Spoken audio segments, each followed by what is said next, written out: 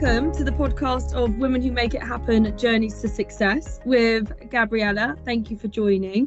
Obviously, it would be good to give everyone an introduction of ourselves so they know who we are, and then it would just be really nice to go back to the start of your journey, where you began, kind of how you got to where you are today, challenges as well as successes, and having relocated from different countries as well, fairly international and then more into the European area. What's the biggest regulatory change that you've seen? But also where you are quite involved in the ethical approach to compliance in organisations. What is and kind of how has the ethical approach to compliance in a digitalised environment developed over your career?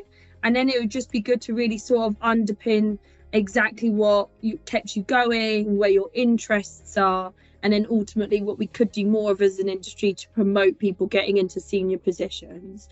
So I'll kick us off. So I work for Interquest in the Netherlands. So I head up our European office, and that's with a pure focus on risk regulation and compliance related mandates across financial services and digitalized companies. Over to you. Thank you very much, Anna. First of all, thank you very much for the invitation to you and Interquest. I'm really excited to be speaking with you. I've always thought that, through community, what we do is actually we strengthen not only our roles, but also, just the way that we do things. So it's fantastic for me. So thank you very much. Well, my name is Gabriela Gutierrez. I'm originally from Santiago, Chile, relocated to the Netherlands. It's going to be now in September 3 years. And the main reason it's because it was a family experience. So I currently work as Global Senior Ethics and Compliance Manager for Just Eat Takeaway. And it's very exciting because, of course, in terms of the different demands that, different constituents and stakeholders are asking to companies as Just Eat Takeaway, it means that we're actually going through, a lot of reviews into your program and looking into it. So it's an exciting time for me. Absolutely. No, of course. And I suppose taking it back before your kind of family journey started, when you were in Chile and your experience there, what made you get into the compliance field to begin with? I have to be very honest with you, Anna. It was a kind of an accident. Yes. That's the truth. That's the truth. And it really happened, oh my God, very early 2000. I actually started in Citibank in Santiago, Chile, and what they were looking for was someone that spoke English. Fun thing, I grew up in Edinburgh in Scotland. Did you? Yes, exactly. Amazing. Yes, it's one of my, if you ask me, Edinburgh is one of my favorite spots in the world. Then I traveled back to Venezuela just because of my father's work, and then back to Chile. So of course I spoke English, and what they were looking for back then was talent that spoke English, and that's how I got into, I remember this role that was internal control and compliance specialist, which today is very funny because you would not mix second and third line of defense. But that's actually how I started working in compliance, and I just loved it from the very beginning. That's the truth. I've moved through different industries. That's the truth, Anna, and I think that's been a key for me in terms of my profession, because what I've done with that, is just confirm that what we do as compliance professional is completely transferable to different industries. You just need to pay attention to the risks that those industries have. But in general, the skill set that we bring is absolutely transferable between industries. So that's how I started. A very, as I say, fun accident. Back in the days, by the way, no one even knew what compliance was.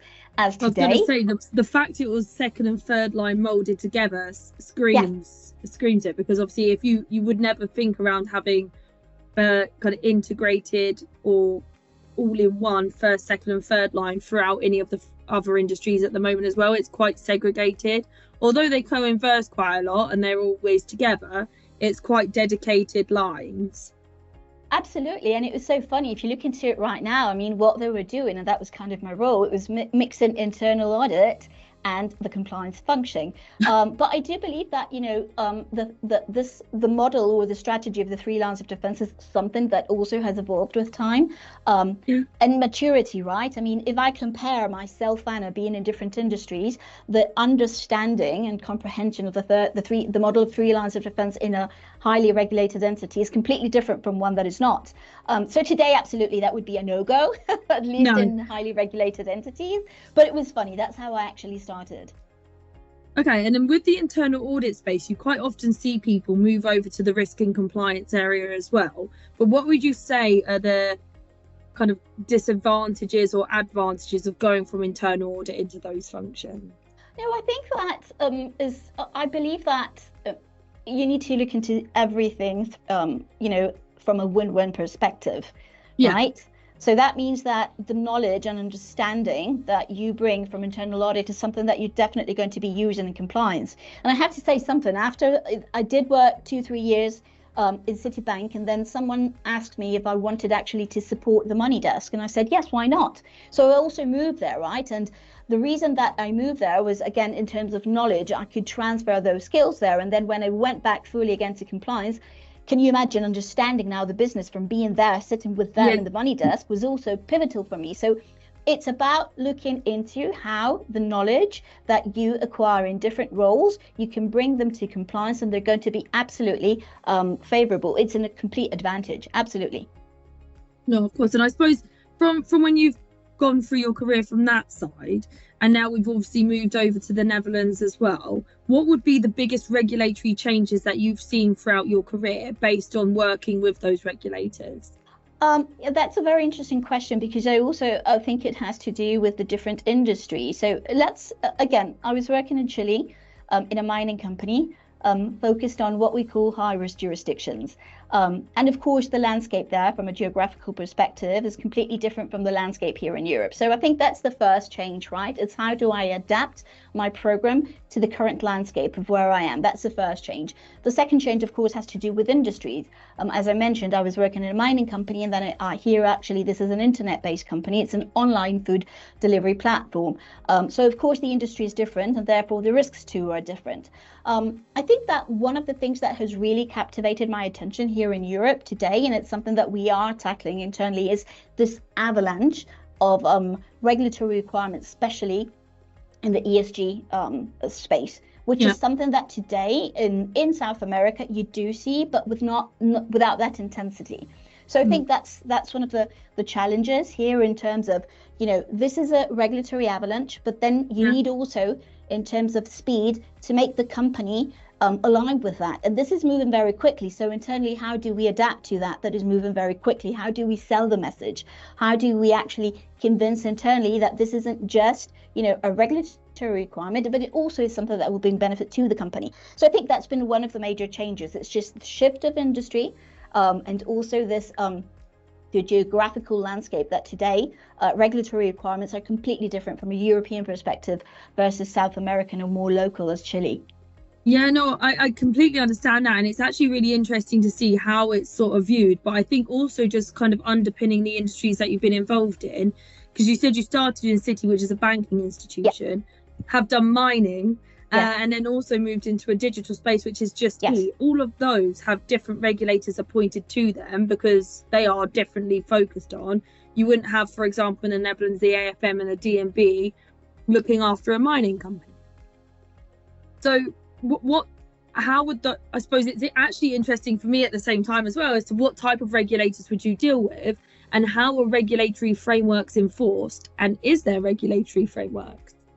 Well, I mean, there are currently, of course, there are regulatory frameworks, and as you mentioned, they're completely different depending, right, on the company. So, of course, if it's a highly regulated industry, you have the different banking and financial services regulators in the Netherlands and in Europe. And if you look into internet-based companies, they're not necessarily the same, but you do need to think that currently one of the companies that we have here and at Just Eat Takeaways is payments. So payments is, right, regulated by financial services here in the Netherlands. So in that sense, the company does need to look into the framework and how the framework also needs to adapt to that specific requirement or that specific portion of the business.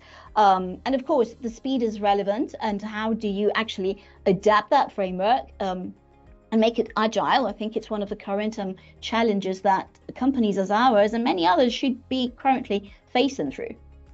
Yeah, I think they all come with their plans and their layouts. It's more from a mining side, and then how that converses into, because I would assume, and this is where you can correct me if I'm wrong, because I just know financial services, is financial services are so heavily regulated and so enforced and kind of hands tied behind their back in some of the agility that they can provide.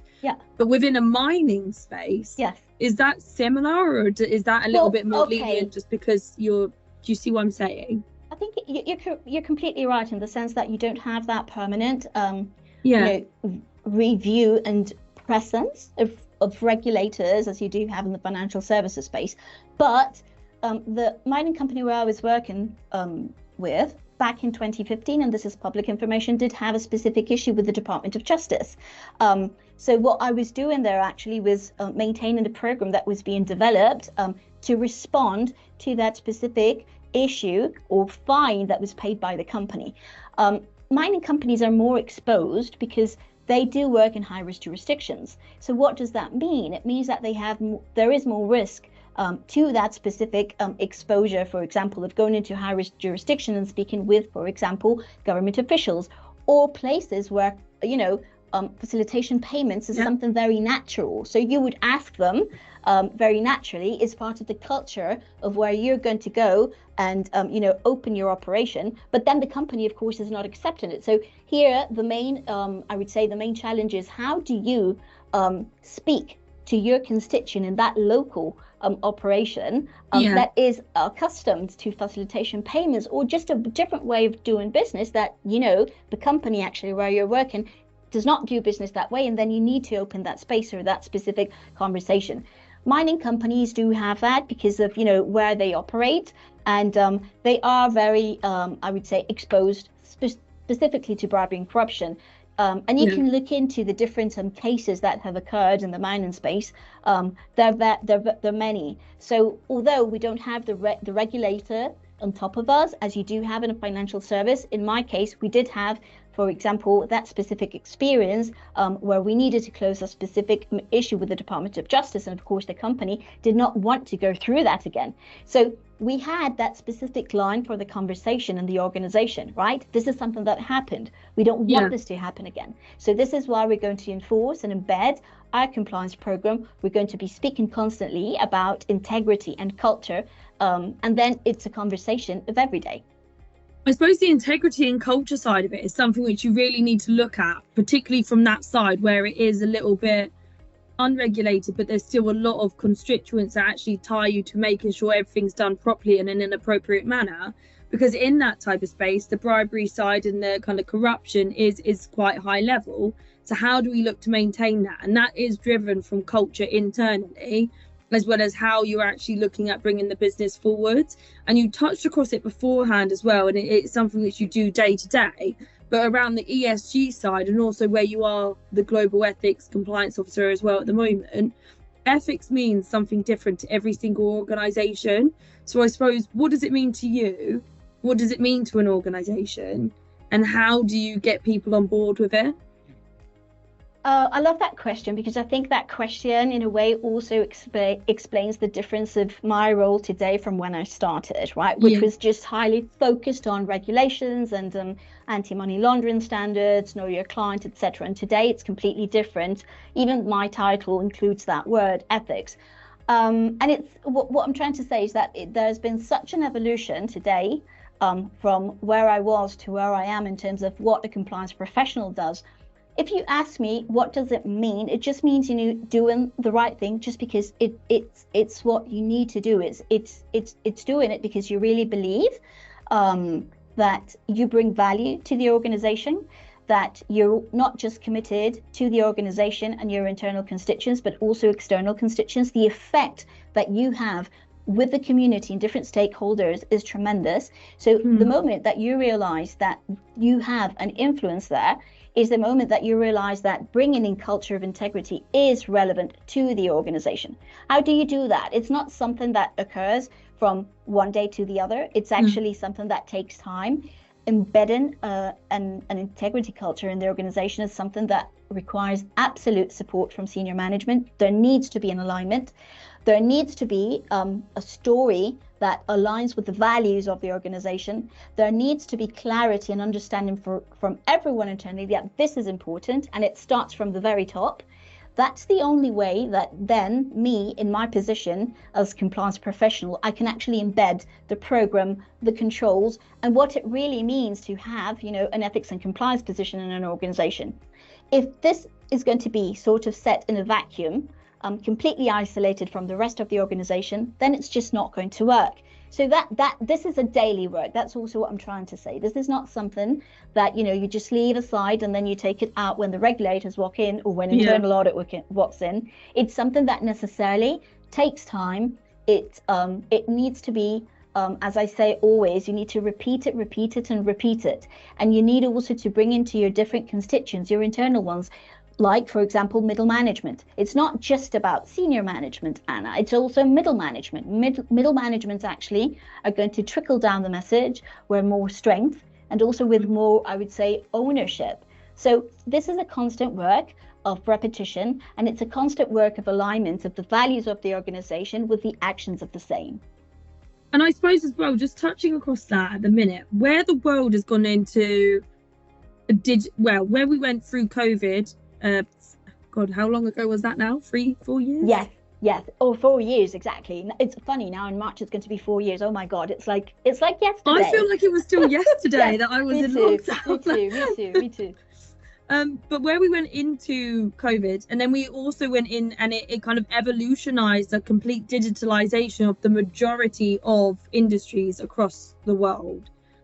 How has that impacted the ethics side that you've been trying to integrate, and how has it changed companies' values? Because you mentioned there that companies' values are where it lies within an ethical standard. It comes from the top down, middle management, to get a belief that it's not something you just kind of say we're ethical when the regulator or internal audit are there, but something which you kind of consistently aspire and consistently speak around how it actually develops it. So I suppose from that perspective, has that changed or altered or impacted and caused more of a challenge of bringing people on board with it?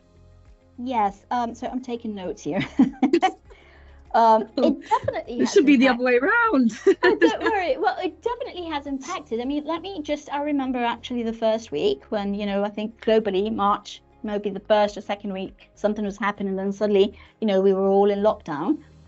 I remember back then. Broadcast. Yeah, right. So I remember back then having conversations with my team, and it was like, well, is this going to impact, a program and what we do? And if I look in retrospective, of course, absolutely, there's been complete, impact in terms of the way we work has changed. But then, this element of being ethical still remains. Yeah. So how do we adapt the way we work to this element that still remains exactly the same? And I think that's a major change, right?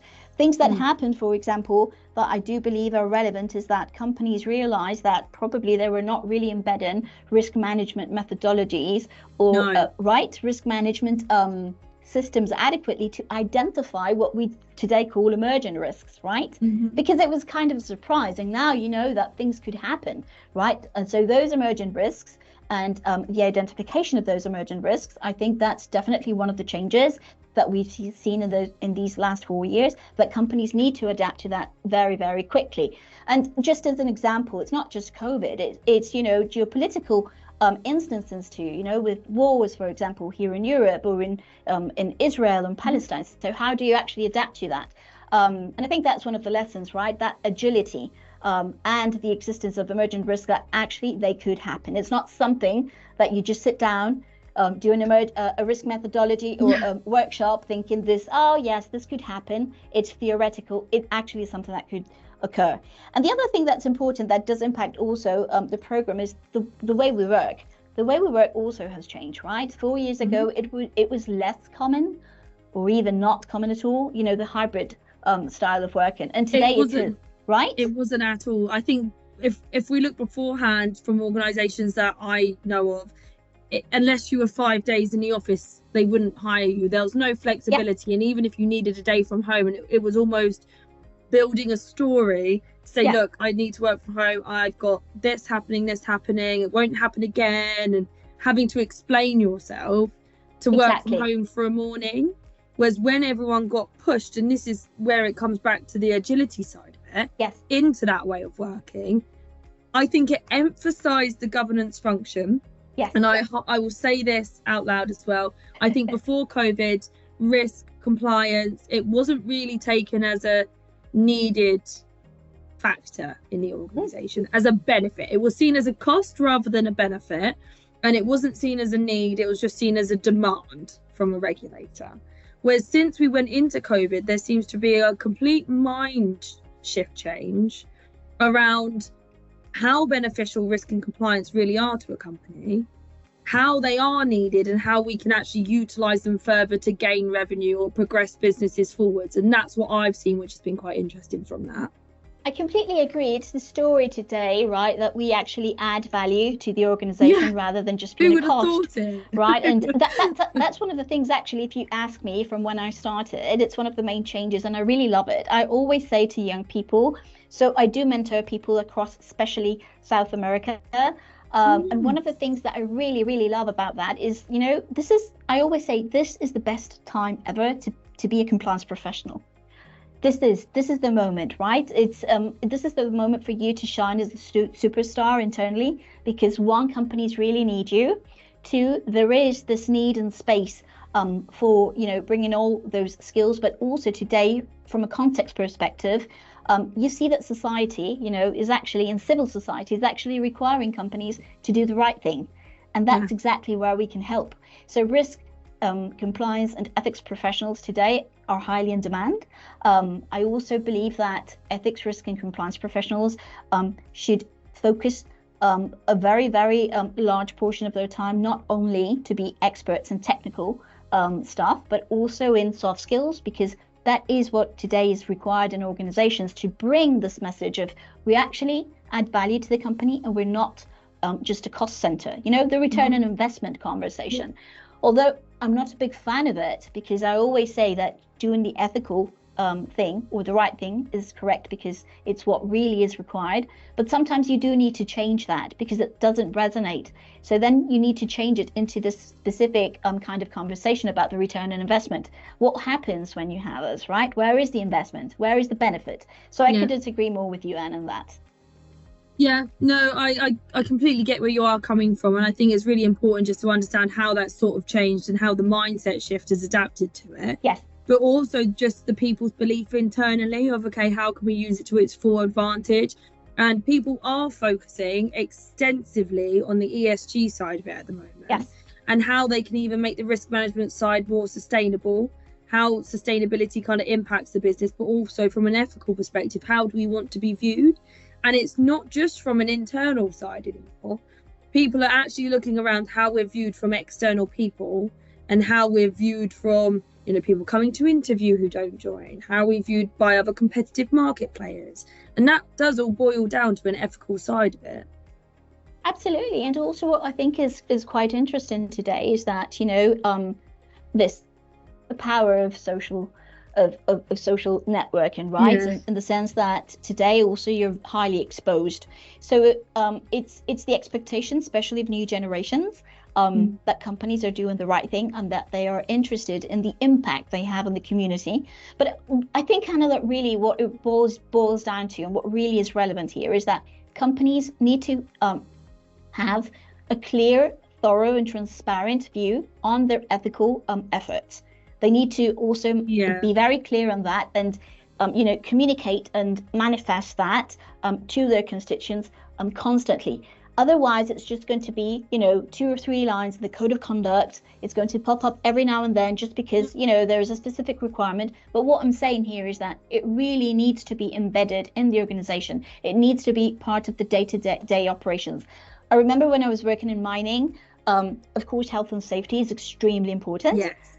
But also I do remember that integrity talks was something that we did constantly. And that's the way how you start nudging internally, oh, this is important. So it needs to be part of the day-to-day conversation that employees have internally in the organization, and then how also they take that message externally to different constituents or stakeholders.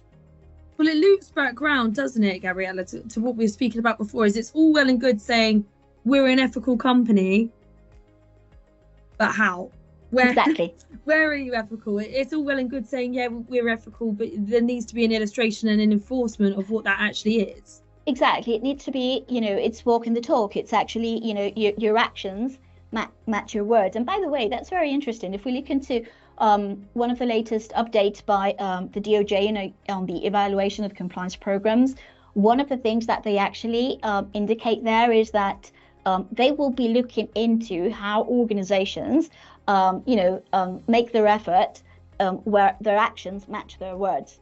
So it's very interesting. It's really interesting, right? Because what they're saying there is that it's good to have the program, it's good to have it written, but you don't need to, just put it away in a drawer. It needs to be a live effort within the organization. And I think that is exactly where it's more difficult and where some of the organizations might, fall, see their different, challenges, because putting it together, the structure, the form is fairly easy. But how do you make that piece of paper, a live mandate in the organization? That's the challenge. And what you're saying, it's not just saying that I'm an ethical company. It's actually, how is it that I demonstrate and I live that concept? And I think that's one of the major challenges today, because this is the change I see from 20 years ago, right?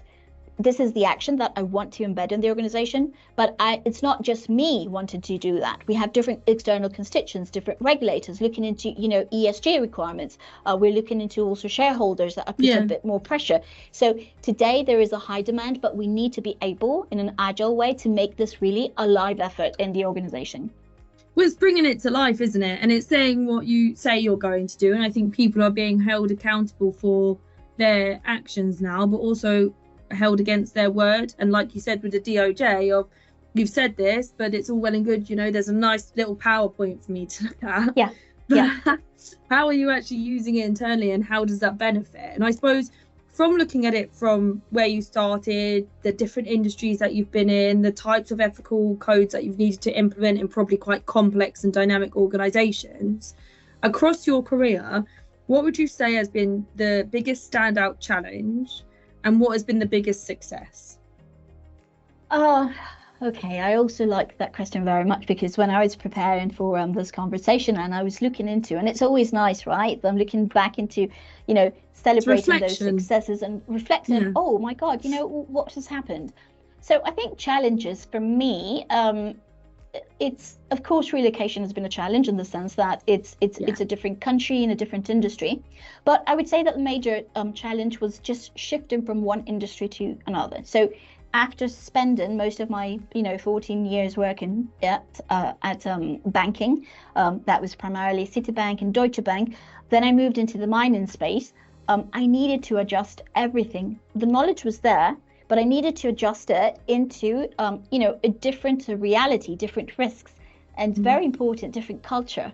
Mining culture is not the same as a banking culture, right? If I sit down and then I did go to the mine itself, right? So I'm speaking about 3,500 meters up in the Andes, and I needed to sit down with miners. My language needed to change. And that was something that was fairly, I don't want to say difficult, but I needed to anticipate very quickly how I was going to, confront that challenge. So what I did there is I reached out to people internally to just help me with the language, help me with different things. How does, this message, I need to transform it to make it resonate more here. I think that was definitely one of the major challenges. It was the language, it was the culture. If I sit down with someone in a banking industry or in a bank, a trader, he will know exactly that you have specific regulations and requirements. So there's really not much, pushback about that. If I sit down with someone, in a mining company, it's completely different. So how do I then, communicate that message? I think definitely that was one of the major challenges. And in terms of success, again, it's very funny. One of the reflections was that although these are challenges, I've also found that they are a success to me. So that was also a success, right? Fairly quickly, I could adapt, to different industries, just bringing in, my different skills and my different tools, being able also to ask for help when I needed, raise my hand and sometimes say, hey, internally, what is it that I need to change? That's a key question. What is it that you need for me to be, more effective in what I'm doing? And that was key, because actually it was just in 90 days that we could roll out different programs internally and updates to the compliance program that we were working. And it was fantastic. It was one of the major successes for me. And just to add there also, another success had to do with the opening of a Chinese bank in Chile. Also, that was very interesting because from a regulatory perspective, of course, it was very different Chinese expectations and Chinese regulations. So how do you adapt it to local ones? And again, you know what, Anna, it's not about technical knowledge. It's always about soft skills. And that for me has been, in terms of learning, one of the major lessons is how do I adapt, to the person that is in front of me? How do I adapt or how do I help them cope with the different needs that they have and being able to ask them? So I would say in a nutshell that challenges have also been success for me. And that was really nice looking into it yesterday when I was looking into my notes.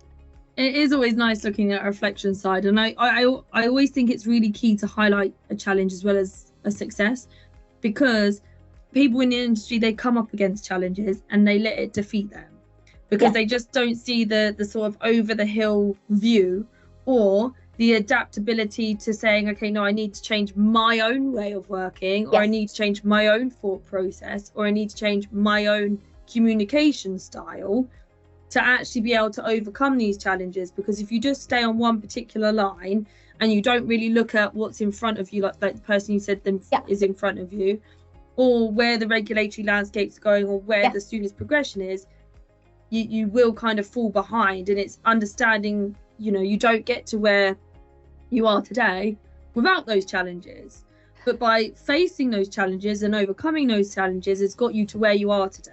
And that's always a really key factor to highlight for me. Absolutely. And I think also it's it's part of the journey. And I think reflection is relevant. You always need to sit down and first of all, look into your blind spots. That's one of the things that I always say to the people that I mentor. Just look into those blind spots. They are there. And first of all, what are they telling you? And second, once you kind of identify what they're telling you is, okay, how do I manage them? Also, these lessons in terms of journey, it's very important because you need to leave your ego aside and you need to sort of, look into, okay, how do I cope with this? When do I reach out for help? And I think that is key. How do I bring in a very conscious manner and being aware, the elements of the journey to where I currently am. And I think that ultimately that just makes you more robust as a professional. You do need to just leave your ego at the door. You could be a group chief risk officer for one of the multinational corporations and you still shouldn't have an ego. Because someone in that room they would have been doing it in the industry for 30 plus years. Graduates to juniors to managers, they're fresh on the ground. They're here and now. They're learning about it as it's happening. So their ideas could actually outweigh that person's ideas. Absolutely. And by using it is putting that ego to a side and just saying, look, we should use and encompass graduates and everyone's ideas. Because I've been here and I've been doing it for ages. It doesn't mean I know anything because the world is different. Totally. And I love what you're saying. And that's one of the things why I enjoy very much being mentor to my mentees, because for me, it's twofold. It's not just, sharing my experience and helping them as mentor. It's also for me, how I learn from them. And that is key, because you need to be, as I always say, like a sponge. You need to be collecting knowledge and information that will be key for you to keep moving forward. So that's why the ego part is important. It's because, of course, I understand it, but you need to leave it aside, because you also need to be capable of just looking outside of you. What is it that I need? Also, one, to maybe change something that I'm not doing the best way.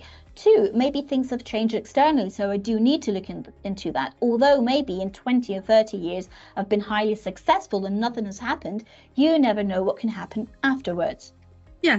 There's always something which is around the corner, so it's always good just to leave it all at the door. And it's like the reflection side, just encompass everyone into that, because there will be stuff that people who are just joining, for example, recruitment, know a hell of a lot better than I do. And I could be stuck in my way for all that I know. So by being able to add each other's ideas and saying, let's try your way today and let's see if we get somewhere better, is a really good benefit for any type of organisation. I suppose just staying on the reflection side as well, and kind of taking you back to look down memory lane again.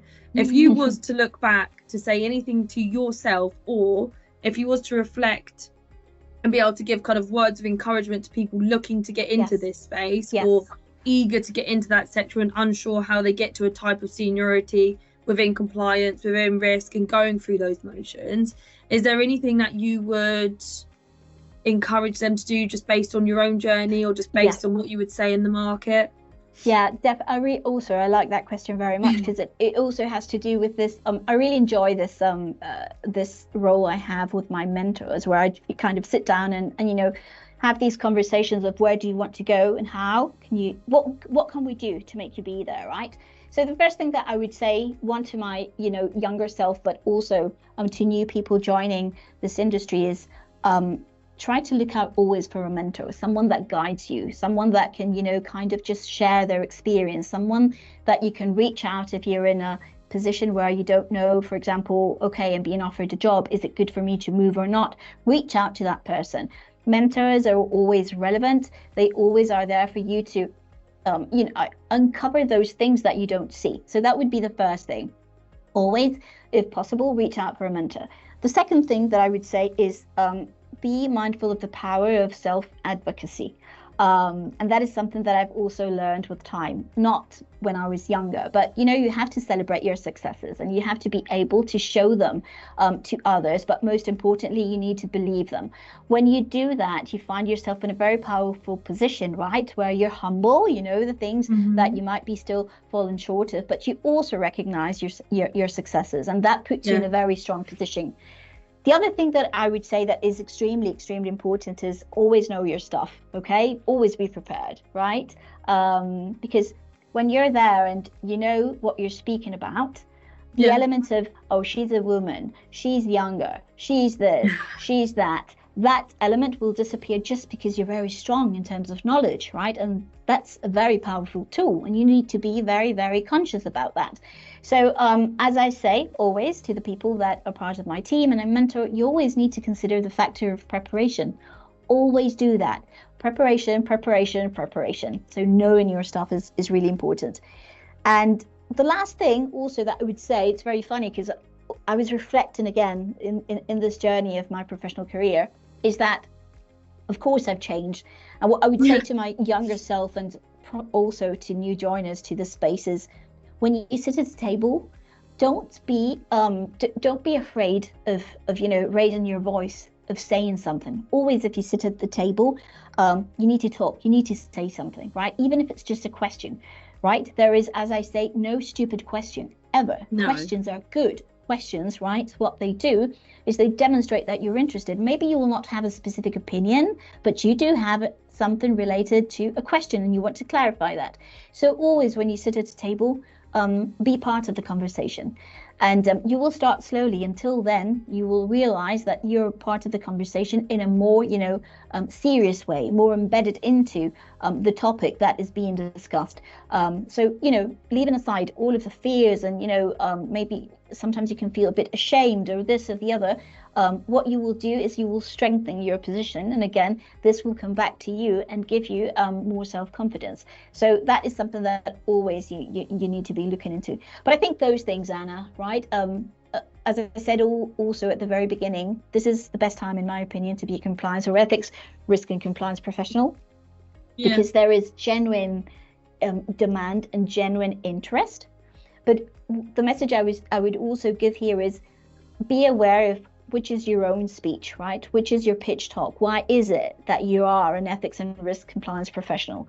Which is, in your opinion, your contribution to the organization? When you have that clear and it matches the needs of the organization, then you're in a space where you can flourish.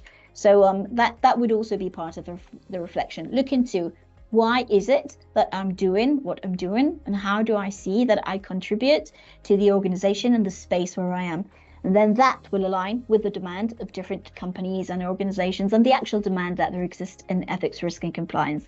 Yeah, no, I like that. I think people they panic when they're in a room of people that they don't want to put the spotlight on them.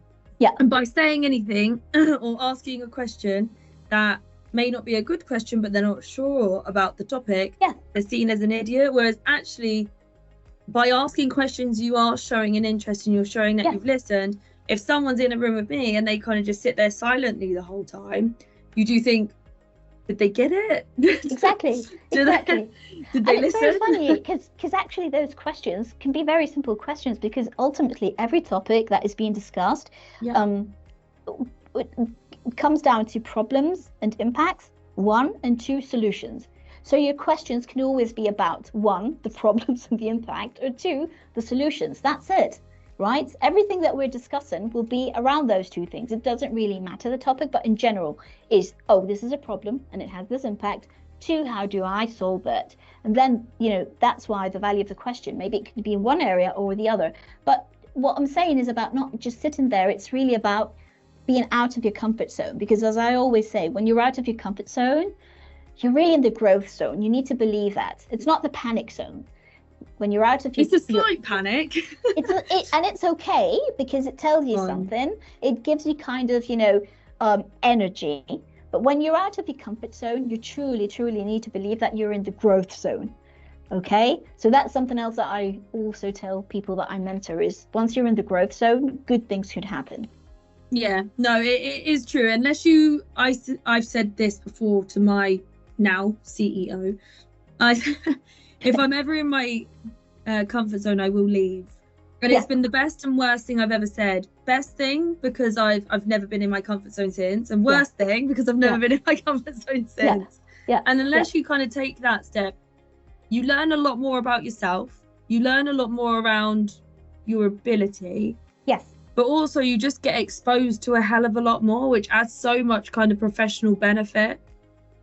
Yeah, absolutely. And it's so funny because myself, I've always told myself and people around me that if I feel that I get stuck in the comfort zone, it starts sort of giving me something in my stomach, like right? I don't exactly. No. I'm not happy. And you know what? That feeling, you need to pay attention to it, because what it's saying is exactly what you're pointing out to, Anna. It's like, you know what? This isn't returning something to you. There is no return on investment being in that space. You need to go to the growth zone where good things are going to happen. And maybe as a professional, it will be difficult at the very beginning, but it will give you, new experiences. It will give you new relations with new people. It will also prove to yourself that you're able and capable of doing new things.